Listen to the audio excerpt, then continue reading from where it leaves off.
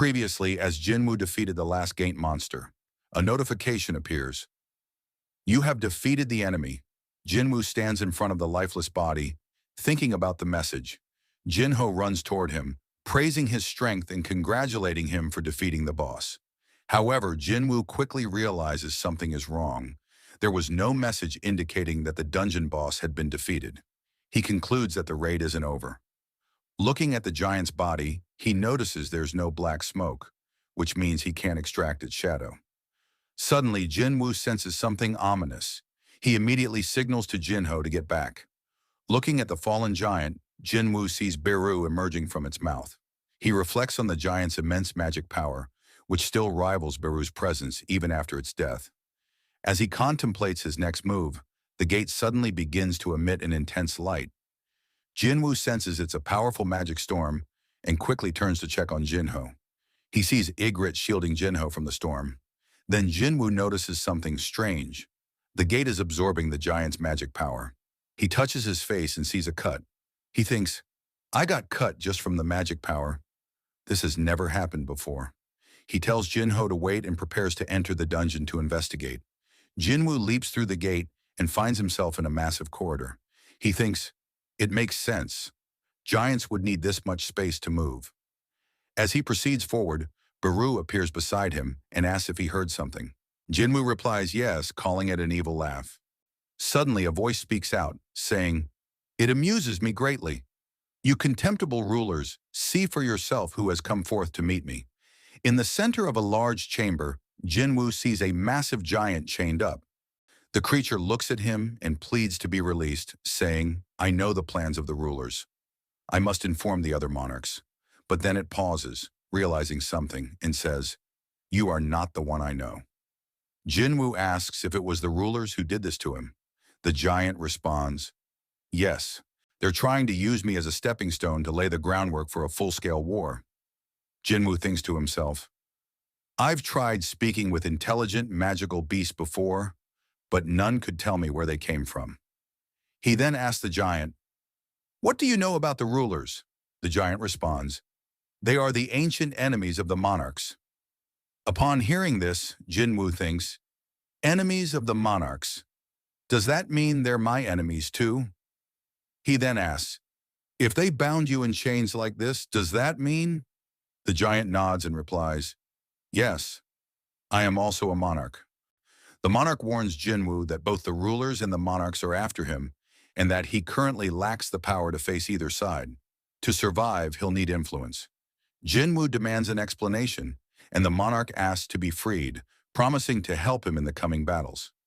Jinwoo, suspicious, says, do you really think I'd trust the word of a monster? The monarch replies, I will make you believe, and begins chanting in a demonic tongue. A notification appears. The king of giants and monarch of the beginning, Liji, has used the skill, Oath of Truth. Jinwoo accepts, and another notification follows. Both parties may not lie to each other unless the contract is annulled by mutual agreement.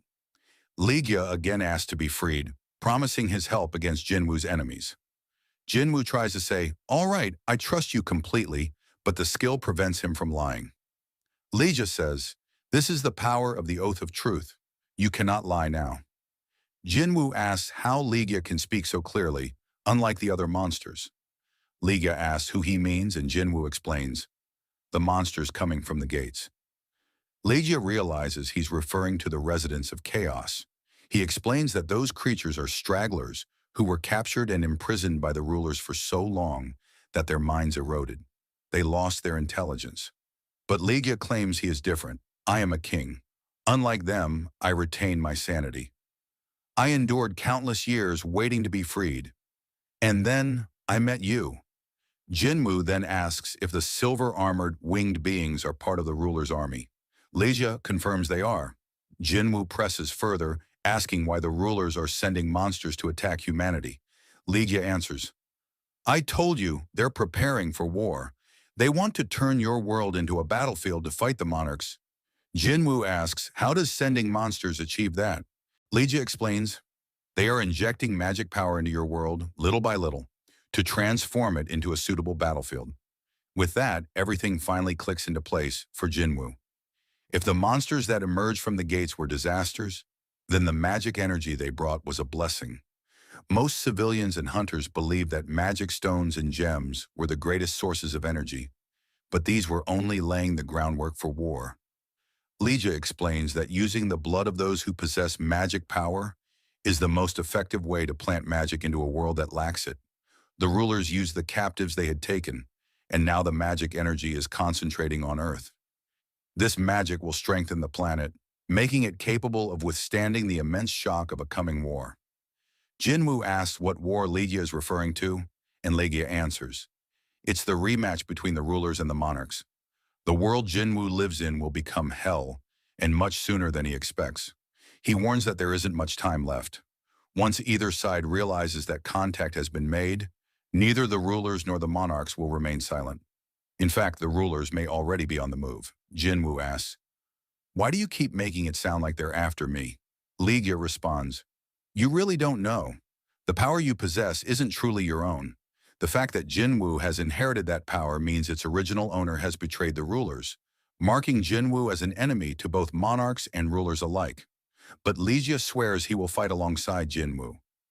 Jinwoo replies, "If you really want to help, it would be easier if you just became a shadow soldier." At that moment, Legia glimpses something behind Jinwoo, the figure of the Shadow Monarch. For a second, he sees the presence of a true monarch and realizes something. He tells Jinwoo that rulers and monarchs are bound to spiritual forms. When they die, they can't become shadows. Legia then asks, "Was that enough to convince you to help me?" Jinwoo draws his weapon, slowly approaching. He understands the situation, but something feels off. He senses he's missing a crucial detail. As he begins to free Legia, Jinwoo asks, "You said you'll stay by my side, right?" Legia replies, "Of course. If you help me, I will help you. This is a fair and absolute deal between monarchs." But Jinwoo, still wary, asks, "Are you on the human side?" Legia remains silent. Jinwoo repeats the question, "Why aren't you answering? Is it because of the oath of truth?" Then Jinwoo notices something. There's a magical crystal embedded at the back of Legia's neck. He realizes, as long as that stone exists, you must be hearing the ruler's commands, just like every other monster, telling you to kill humans. Legia lunges, but Jinwoo dodges, saying, "The deal's off." He stabs Legia through the chest. "You're too dangerous to let live. You could become a calamity." Legia, wounded, looks at Jinwoo and says, "You're wrong. The true calamity is you." He tries to attack again, but Jinwoo is faster. He strikes back, though even that isn't enough to kill the monarch of the beginning. Using his last bit of strength, Legia warns Jinwoo, "As the battles between the people of Earth and the residents of Chaos grow more frequent, the world will become a more intense war zone. I pray that everything you hold dear turns to ash, burned by the karma of war." Jinwoo finishes him with the final blow. It won't go as you hope. A system notification appears. "You have defeated Legia, one of the 9 original monarchs." It adds that a great amount of experience has been earned, and it may take time to process. Jinwoo picks up a piece of metal from the ground and mutters, "Too bad I didn't get a shadow soldier. But I'll take this as a souvenir." As he exits the dungeon, another notification pops up. "You have reached level 122. The scene shifts to America, where a helicopter lands. Director David Brennan and Ms. Sellner step out and are greeted by one of the national-level hunters, Christopher Reed. Christopher, surprised, says, "I wasn't expecting visitors today." Director Brennan replies, "I have something important to discuss with you." Brennan requests privacy, and Christopher instructs his secretary not to let anyone near his room until his guests leave. After they sit down, Christopher asks, "What brings you here?" He also mentions that he won't be joining the S-rank gate raid that has appeared in the East. Ms. Sellner calmly tells him, "That's not why I'm here. There's a more serious problem." She warns him, "You may be murdered in the future." Taken aback and angry, Christopher responds, "I haven't forgotten what you've done for me, but we're not close enough to joke like this." "Just who the hell are you talking about?" Ms. Sellner replies, "I had a dream about you." She tells him, "In my dream, you were surrounded by men." Christopher, skeptical, tries to cut her off. You came all this way just to spout this nonsense. Over a dream, he adds. I know what you used to do before you awakened. Rumors say your powers are rooted in the fact that you were once a psychic. With a serious expression, he says, I'm a national-level hunter. No one can kill me. But then, calming slightly, he asks, let's say I believe you. Who am I supposed to turn to for help? Miss Selner replies, there might be someone who can help you. His name is Sung Jinwoo. He might be the only person who can protect you. The scene then shifts to Japan, where Jinwoo emerges from the S-rank dungeon, thinking to himself, I had to kill the king. That was the right choice.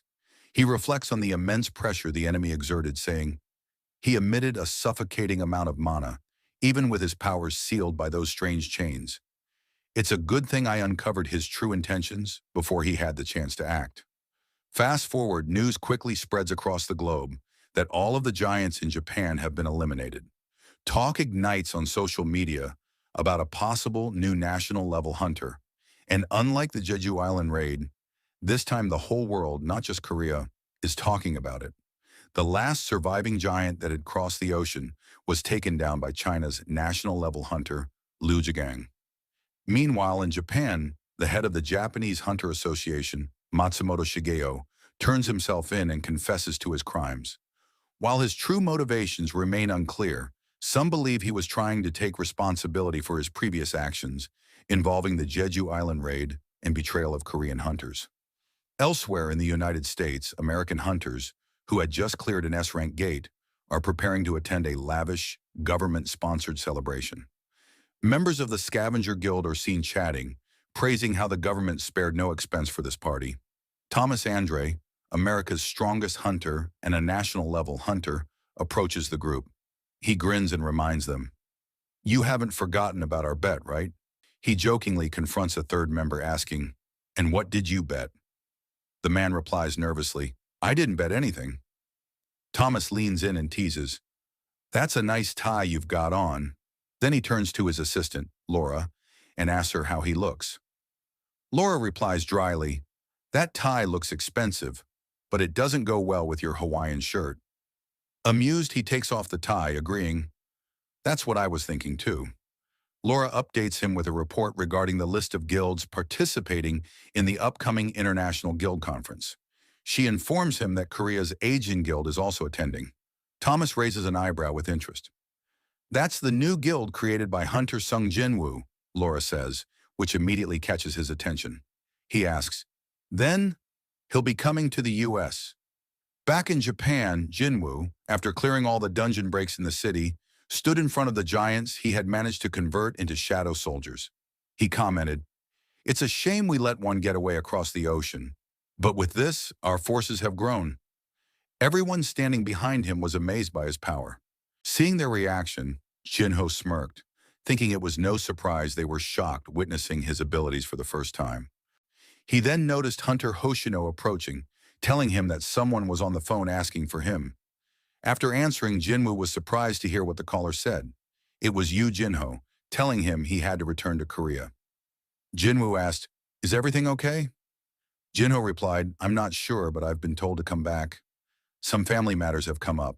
As Jinho left, he thought, I've never heard my mother's voice so shaky before, and wondered what could be wrong.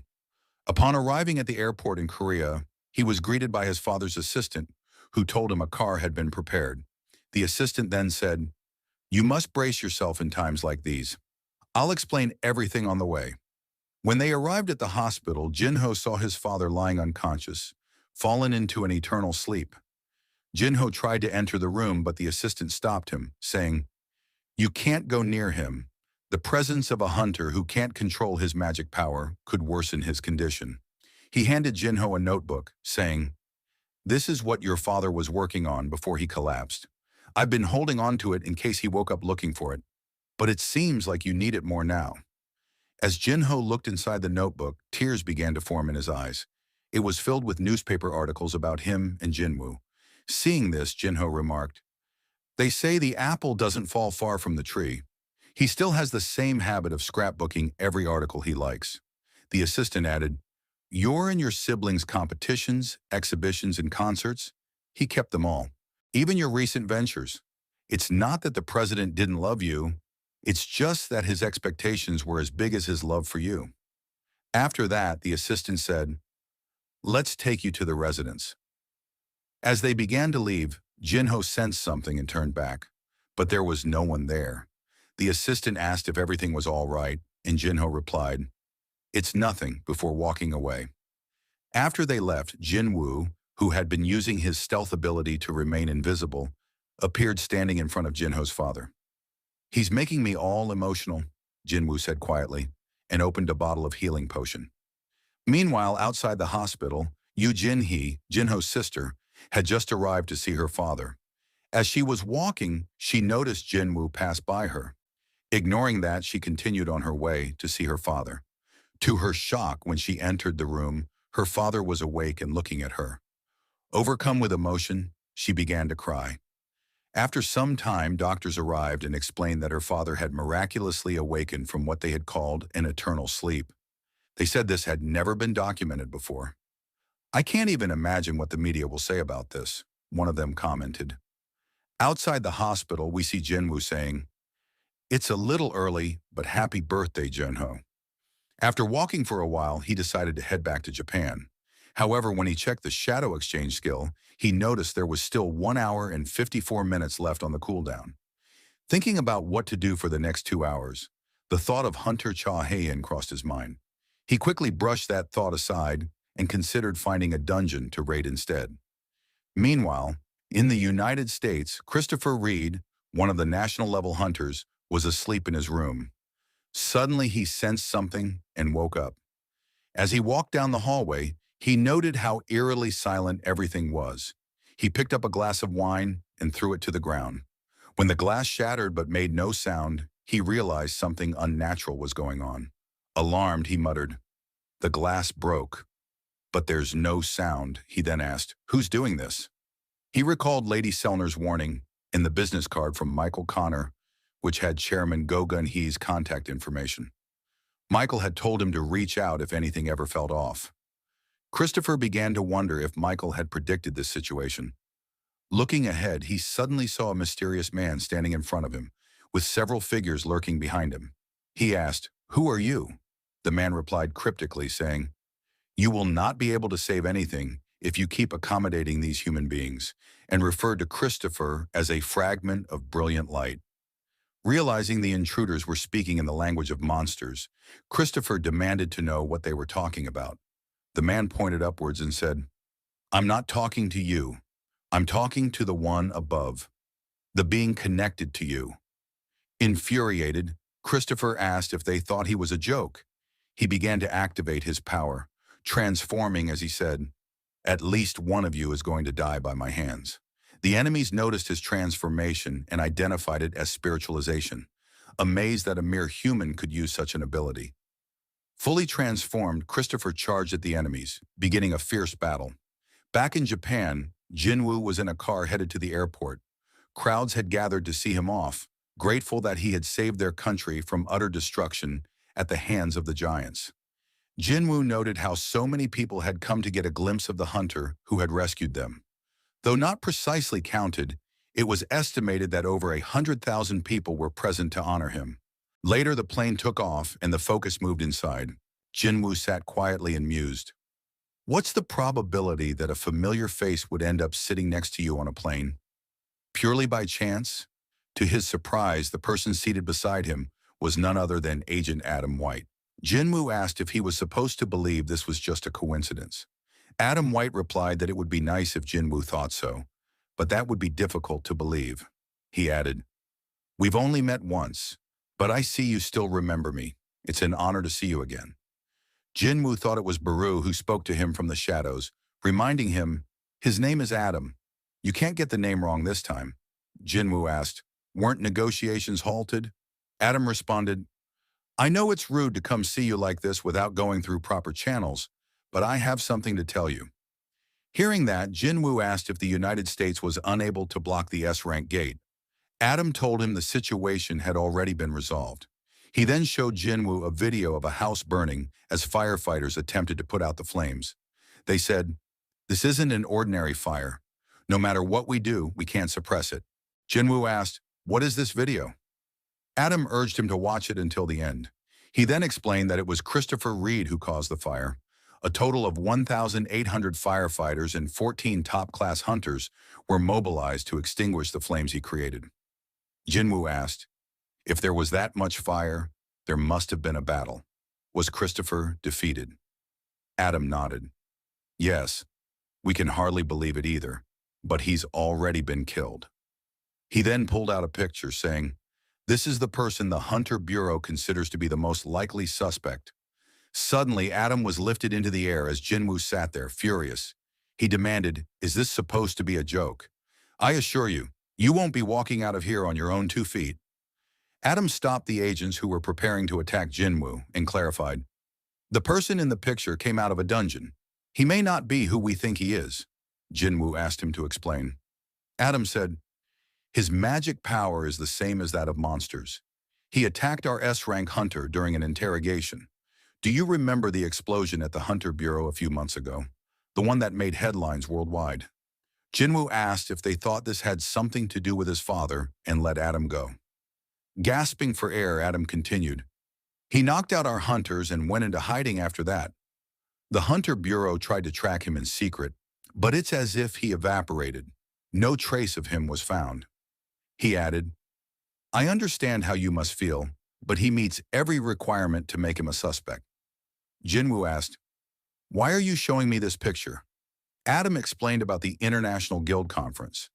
At the Newbern Conference, where representatives from famous guilds around the world gather, the U.S. Hunters Bureau plans to distribute his wanted posters. This means the investigation will no longer be secret. "We lost a national-level hunter because of this. The association will do everything in their power to find the culprit.